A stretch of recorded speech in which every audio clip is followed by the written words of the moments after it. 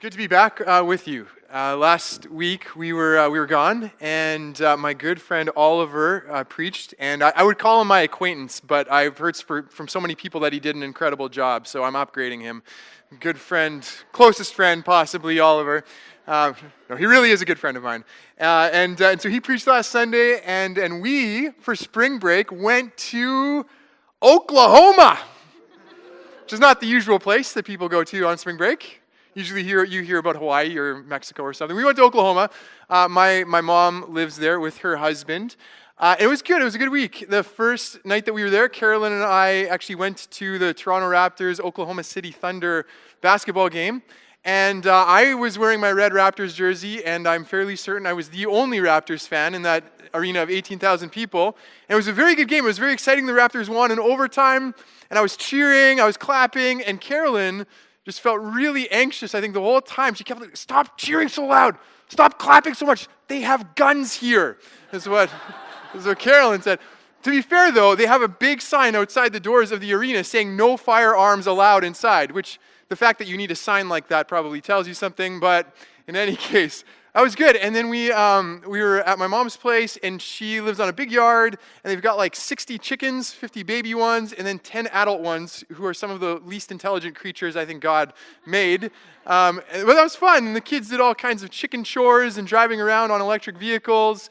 It was a really good week, but it's good to be back here with you, sharing God's word once again.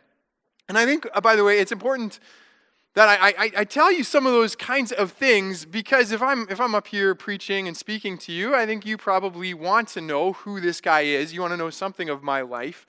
Probably not too much, but a little bit at least. You want to know because I'm up here speaking to you. And if that's true, then how much more is it the case that we would want to know who Jesus is as our Savior, as our Lord, that we don't want to just, for those of us who trust in Jesus, we don't want to believe in Him in some kind of abstract sense, but we want to know the person Jesus. We want to know His words and His deeds and His actions. We want to know His life. And that's what we've been doing in the Gospel of Mark. We've been going through this, getting to know Jesus, the person, more and more. And you know, like some people, when they tell you about their lives and they share their lives with you, it's just like one unparalleled success and triumph to the next. Have you ever experienced anybody like it? Drives you nuts. Because it's just like there's never been apparently any failure, any brokenness in their life. It's just one great thing to the next. And this is really especially a problem with social media in some ways, as that's how people portray their lives. But the Gospels don't do that. The Gospels don't give us that kind of portrayal of Jesus. They bring us into the darkest moments of His life, the times when everything around Him was falling apart, crashing to pieces. It brings us into those places. And Jesus is faithful, and He's righteous in all of that, but that doesn't mean that He's not tested, that He's not tried, that everybody else around Him is kind of falling apart. And we've been in some of those passages recently, and we're in another one this morning in Mark chapter 15. And so if you have your Bibles, or if you've got a phone, you can open it up to Mark 15, verses 1 to 15. In the context of this, in the last few weeks, Jesus has been arrested in the Garden of Gethsemane. He's been brought before the Sanhedrin, the ruling council of the Jewish people, with a bit of a sham trial. Every rule in the book is broken. At the same time, Peter is just a few feet away, and he's denying even knowing Jesus. Things are falling apart, and then here we go, Mark 15. At least it looks like things are falling apart.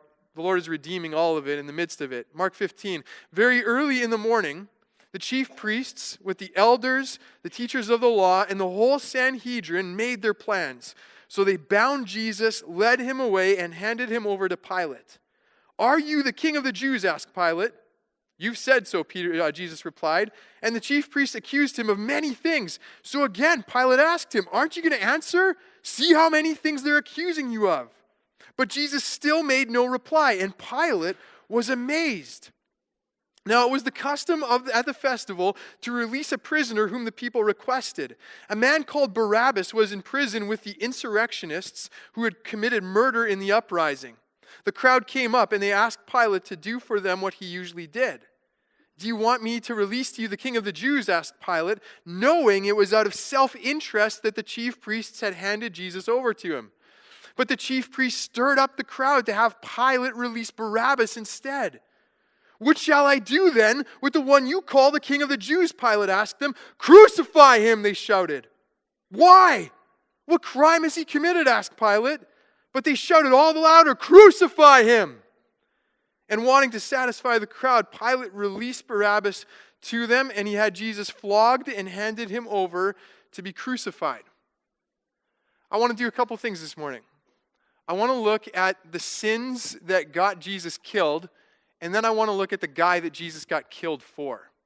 So first, the sins that that got Jesus killed. Now, in one sense, I believe that Jesus got killed for every sin. Every sin got him killed. That this is why he came. Jesus came to pay the price for all the sins of all who trust in him. So Hebrews, the author of Hebrews, says that Jesus sacrificed for their sins once for all when he offered himself. Jesus' death was sufficient to cover over every sin of those who would put their trust in him. So every sin gets Jesus killed. But in this story, in this narrative, there are, I think, two at least that I'll look at that especially directly contribute to the crucifixion of Jesus. And the first of those is envy. And this is what the priests especially are guilty of. So they've arrested Jesus. They brought him before the Sanhedrin in this sham trial. And they're looking for something that will stick in terms of a criminal charge against Jesus. And in the process of that conversation, Jesus says that he is the Son of Man. From Daniel chapter 7, Daniel in the Old Testament chapter 7 talks about the Son of Man who is worthy of worship, who receives a kingdom without end. So someone who is like human, but definitely more than human. And Jesus says, that's me. He seems to almost identify himself as deity, as God. And so they tear their robes and they go, this is blasphemy. That's the charge they get to stick on Jesus, blasphemy. But they know that that's not going to carry any currency with the Romans. And they need the Romans because they don't have the authority to execute. They don't have that kind of power. They need the Romans to do that. The Romans had no problem executing people. They loved to do it. That's why they didn't want anyone else to do it for them. So they need to get the Romans in on this. And they bring Jesus to the Roman governor Pilate. And they come up with a new charge. It's not blasphemy that he's guilty of. Jesus is guilty of treason. He's a political threat. He's not a religious threat. He's a political threat. He's trying to overthrow Caesar. He's trying to establish a different kind of kingdom. He's claiming to be a king. Pilate, what are you going to do about this? But Pilate sees right through that. Pilate's a lot of things, but he's not a dummy. He sees through this. He sees that Jesus is not actually a political threat. And the Gospel of John takes us a bit more into this conversation where Pilate asks Jesus a bit more about this kingdom, and Jesus explains that it's a different kingdom than the kingdoms of this world. And Pilate, I don't know if he really gets it, but he understands that Jesus is not a political threat. Mark actually tells us that Pilate knew that it was out of self-interest that the priests had handed Jesus over to him. And that word, self-interest, actually in most translations, it's envy. And when that word is translated in other parts of the NIV, which we're reading from, it's translated as envy. So we'll just go with that. It's envy. Envy is what is actually the motivation for the chief priest to hand Jesus over. Now, why envy? What is envy? I don't usually do this, but here's the dictionary definition. Webster's says that envy is a painful or resentful awareness of an advantage enjoyed by another, joined with a desire to possess the same advantage. It's looking at somebody and saying, I want that. I want what that person has. I want it so badly that I want them to be deprived of it. In fact, maybe I want it so badly I'm going to do something to them to get it from them.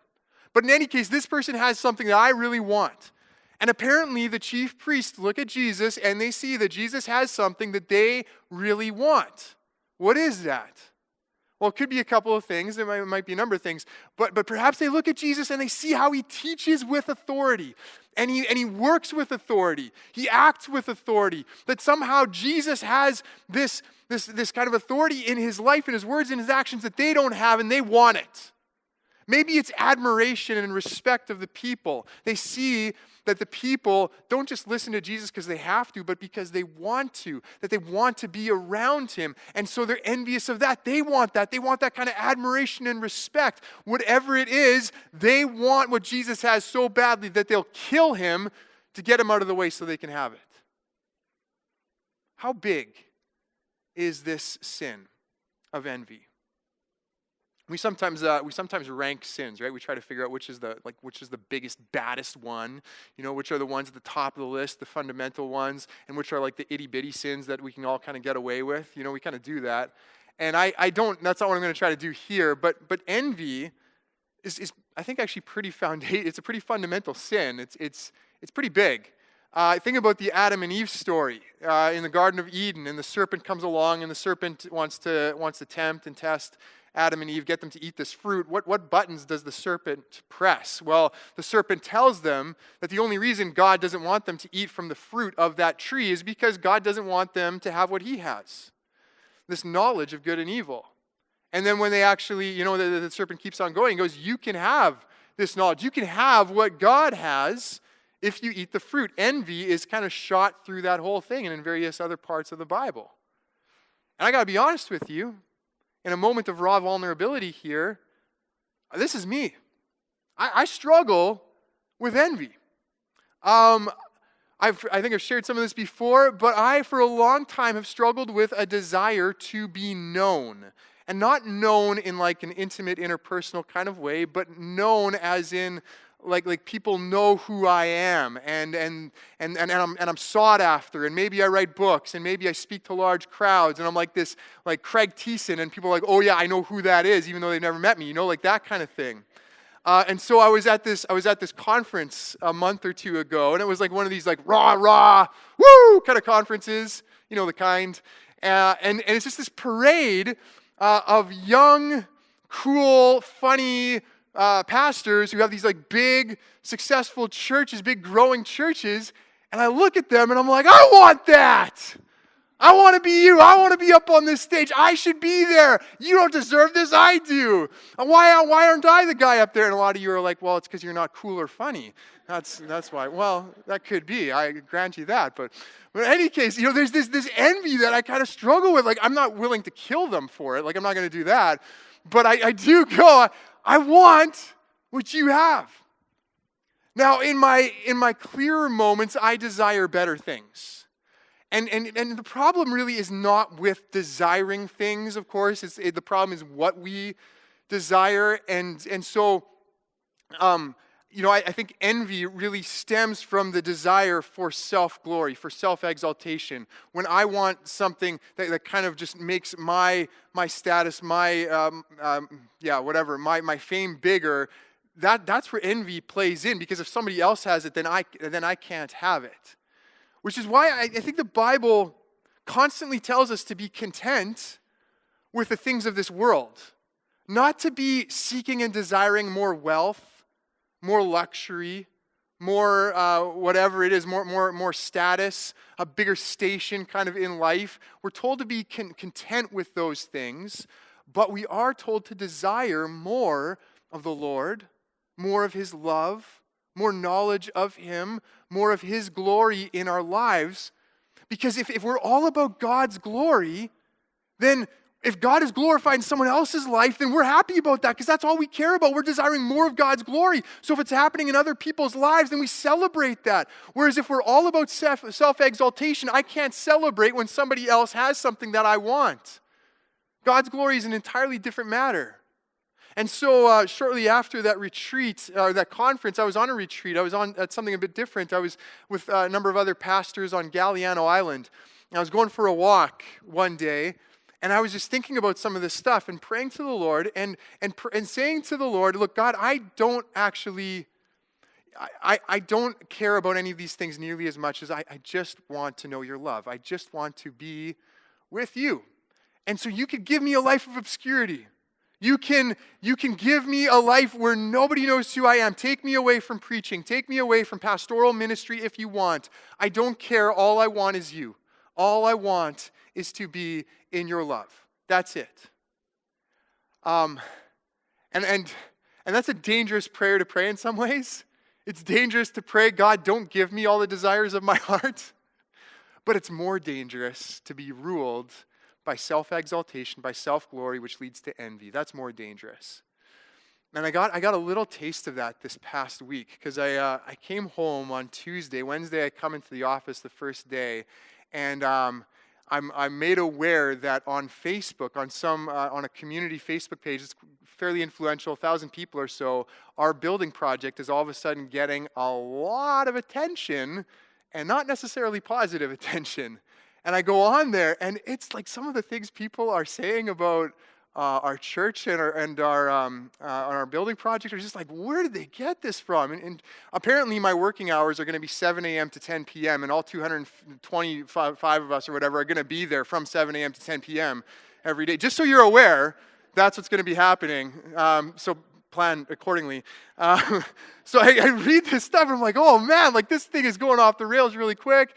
And kind of at the urging of some, I go on there and try to represent what's actually happening and who we are. And then now I've become the spokesperson. I've become the target, right? Now I'm like Pastor Craig Thiessen, this and this and this and this, and it just gets extensive. And all of a sudden I'm known, I'm a public figure, and I'm like, God, I don't want this. I changed my mind. I want obscurity. I'm done with this. It's dangerous. It's dangerous sometimes to get what we want, to get what we're envious about. It's a sin that gets Jesus killed. It's a dangerous thing. Another sin that gets Jesus killed, we could say, is people-pleasing. And this is something especially that Pilate is guilty of. It's this tendency not to do the right thing because of the cost that it's going to incur on me. It's taking the easy way out instead of the right way. You know, that kind of thing. That's what Pilate's guilty of. So the priests bring Jesus to him, and right away Pilate knows that he's not really a threat, but he sees a way out. Pilate's a political genius. He sees a way out. He sees that he can declare Jesus to be guilty, which is what the priests want, and he can also set him free so he doesn't have to kill an innocent man, because he's got this tradition of releasing a prisoner every year at the festival, which is kind of an interesting thing, isn't it? I mean, like this is their big day. Passover is their big day. It's like Christmas. And what they really want is for a criminal to be released back into their society. You know, like if you don't give us that, we're gonna really rage against you if you don't release a criminal into our society. Which there are other circumstances, of course. I'm just saying it's a little bit strange. So that's what they want, and Pilate's gonna give it to them, and he says, well, what about Jesus? But the chief priests are there, and they start stirring up the other people. No, let's not ask for Jesus. Let's ask for Barabbas. And we'll talk about him in a few moments. But let's get him released. Well, Pilate says, what do you want me to do with Jesus, the King of the Jews? Crucify him. Well, why? What has he done? What has he done that's deserving of death? Doesn't matter. It's mob mentality here. It's this herd mentality. They're swept up in the bloodlust. Crucify him, crucify him. And at this moment, Pilate is at a crossroads. He's got a choice. Because he knows that Jesus is innocent. He knows that Jesus is righteous. Not in like some big theological sense, but he knows that Jesus is righteous. But if he releases Jesus, if he does the right thing and lets him go, then what happens? Well, all of a sudden there's an uproar. There's an outrage, and all this anger that has been directed towards Jesus now gets directed towards Pilate instead. This is going to cost him something pretty significant to take a stand in this moment. So even though he's at a crossroads, the choice is pretty easy for a guy like Pilate. He's used to crucifying people. Sure, you want him? Have him. I don't think he's guilty of it. I don't think he's worthy of it, but fine, you have him because I'm not willing to pay the price to do the right thing in this moment. And so that's what he does. He pleases the people instead of doing the right thing. I gotta say, man, this text, it just gets me. I don't even want to preach it because it just convicts me at every turn. Do I ever choose to do the easy thing instead of the right thing? Do I ever care more about placating people, pleasing people, telling them what they want to hear instead of telling them the true thing, the right thing, the thing that they actually need to hear? Yeah, I do. I'm guilty of that. I mean, that's why I think I'm so averse to any kind of conflict or confrontation, because I just really, really want you to like me. I just really want you to be okay with me. I don't want you to be talking about me in bad ways. I don't want you to dislike me. Honestly, and it happens once in a while that someone doesn't really like me and someone has some critical things to say about me. I got to tell you, when that happens, this is what goes through my head. Well, look at my kids, though. Look, we got to show the picture there, James. Look at my kids. Look at how cute they are. How could I be a terrible person when I have kids like that, you know? And you're looking at that and you're going, well, you let your kid drive a tractor by himself, so yeah, you are a pretty terrible person. Yeah, maybe. I don't know how persuasive that is, but that's kind of what goes through my head. Like, I just really want everyone to like me, and so I hesitate having difficult conversations, entering into conflict with people. That's why I had such a hard time entering the fray with that Facebook thing, why I put it off, because I don't want to become the target of this stuff. And in that case, I did, because I think it was the right thing, but oftentimes, I think I choose people-pleasing over doing the right thing. And the Lord is speaking to me about this. I was reading through 1 Corinthians recently, and it came to this passage in chapter 4 that just kind of hit me like a ton of bricks. And it's Paul kind of dealing with the Corinthians' criticism of him, especially as they compare him to other leaders that they maybe like a little bit more. And this is what he says. Now, it's required that those who have been given a trust must prove faithful. I care very little if I'm judged by you or by any human court. Indeed, I do not even judge myself. My conscience is clear, but that does not make me innocent. It is the Lord who judges me. Therefore, judge nothing before the appointed time. Wait until the Lord comes. All that matters is faithfulness. That's it. All that matters is faithfulness to God's call. And so it doesn't matter if people judge me. I can't even judge myself, because only the Lord sees the whole picture. Only He has all the information. Only He will judge me. All that matters is faithfulness to Him. And that's dangerous. It's dangerous to be faithful no matter what, because there is going to be a cost. There would have been a huge cost to Pilate. There's always a cost to faithfulness.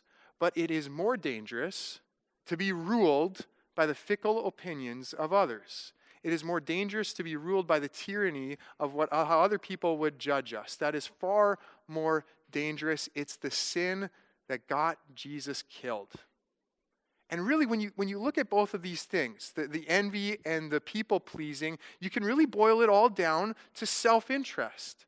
That both of these sins come down to me saying, what I really care about is me. I care about my status, my well-being, and I don't really care about what happens with other people. All I'm in this for is for myself. And that attitude of self-interest is at the heart of every corporate breakdown. And I don't mean corporate, although it includes businesses. I don't mean like the business corporate world. I mean any group of people, institutions, churches, teams, whatever. This is when things break down. So like last week, we were in the States, and I'm talking to my mom about the healthcare system in the States. I mean, you listen to this and you're like, I'm really glad I live in Canada. We got it really good. And I know no system is perfect, but still, I kind of look at our system and I feel like we kind of take care of each other. You know, and the rich and the poor alike basically have access to the same services. We kind of pay into this thing and everybody kind of benefits. And I like that. I appreciate that. But what would happen if there was a movement of people who said, no, I just want to look after my own health care. I only want to pay for what I use. I don't want to help anybody else. Well, the system starts to break down and people get left behind. Think about a team, a sports team, where an individual says, I don't really care anymore about the team's success. I don't care how we do as a team. All I care about is my own statistics. I remember watching an NBA player who was known a little bit for his selfishness, getting an inbounds pass under his own basket. There's nobody around him, and he takes a shot off his own basket and gets the rebound. And the reason he did that was because he was one rebound away from a triple-double, which is, it doesn't really matter, but you get double digits in 3 statistical categories. And he really wanted this, so he took a shot off his own net and got his own rebound. You look at guys like that who are just like, they're just playing for their statistics, for their numbers, for their next contract. A team where that starts to happen is a team that's not going to get very far. A team where trust erodes, a team that is going to fall apart. And it's the same thing in a church. As soon as this attitude of self-interest starts to take root and we start going, I'm just in this for myself. I'm just in this to get fed, to get nourished. I'm just here to benefit. I'm not going to give anything. I'm not going to give financially. I'm not going to give my time. I'm not going to contribute anything to this church as a whole. I'm just in this for myself. That's when a church stops being able to actually live the mission that God's calling it to live. That's when the thing starts to fall apart, when people start to go, I don't care about other people here. I don't care about the church as a whole. I'm just in this for myself. That consumer Christianity thing, that's when the whole thing falls apart. It's that self-interest thing again and again. It's what brought Pilate and the chief priests together to conspire to kill Jesus, this self-interest. Let's look at somebody who is not guilty of that. Let's look at Jesus. Because he's very, very different. And let's look at particularly the guy that Jesus gets killed for, because it illustrates it pretty well. The guy we're talking about here is Barabbas. And Barabbas, Mark tells us, is he was guilty of, it seems he was guilty of murder. He was part of this insurrection, this uprising. And Mark doesn't tell us what this was, but there were lots of these kinds of things in the first century. Barabbas was probably some kind of freedom fighter, a guerrilla, trying to overthrow the Roman occupation of Judea. He's kind of a hero of the people, but nevertheless, he's guilty of taking another man's life, it would seem. So that's Barabbas. What's interesting to me, though, is the meaning of his name. Barabbas, Bar-Abbas, literally means son of the Father, which is not a very creative name, not very imaginative. If I named Zachary son of Craig, you would question me a little bit. But that's his name, Barabbas, son of the Father. And actually Matthew in his gospel tells us that his full name is Jesus Barabbas, Jesus, son of the Father. And he's guilty. There's no doubt about it. He's guilty. Perhaps he is even, Mark doesn't tell us, but I wonder if he's guilty of that crime, if he's actually facing his own death, if he has been condemned to death. That this is Barabbas' state, Barabbas, son of the Father. Now here comes, and some of you know where I'm going with this, but here comes Jesus Christ, capital S, son of the capital F, Father, who is pure and righteous and innocent and has done nothing deserving of death. Barabbas, son of the Father, guilty and condemned. Jesus, son of the Father, innocent and pure, and they swap places. Jesus, son of the Father, takes Barabbas' place. He's innocent, and yet he takes his place as guilty and condemned, and Barabbas walks free. Listen, we are all Barabbas. We are sons and daughters of the Father. That's how we were made. That's how we were created. That's how we were wired. Sons and daughters of God who were made to reflect his image. So that when the world looks at us, they say, oh, that's a little bit of what God looks like. That's who God is like. That's what's supposed to happen. We're supposed to live in a way, act in a way, speak in a way that reflects God's character and his likeness. We are all sons and daughters of the Father. But we've all fallen short. We've all walked away. We've all committed various sins, maybe not murder, but we've probably wanted to murder somebody. We've been angry, we've hated people, we've wanted to harm them. Maybe we've come up with schemes to try to destroy people psychologically, emotionally, whatever. We've been guilty of envy. We've been guilty of people-pleasing. We've been guilty of lust and sexual immorality. We've been guilty of greed, of idolatry, of slander, of gossip, of lying, whatever it is, we've been guilty. There's no doubt about it. This isn't like a trial where there's evidence on both sides and we don't really know which side we're going to fall on. No, it's obvious. It's clear that we have been guilty of any number of these things and that we stand condemned.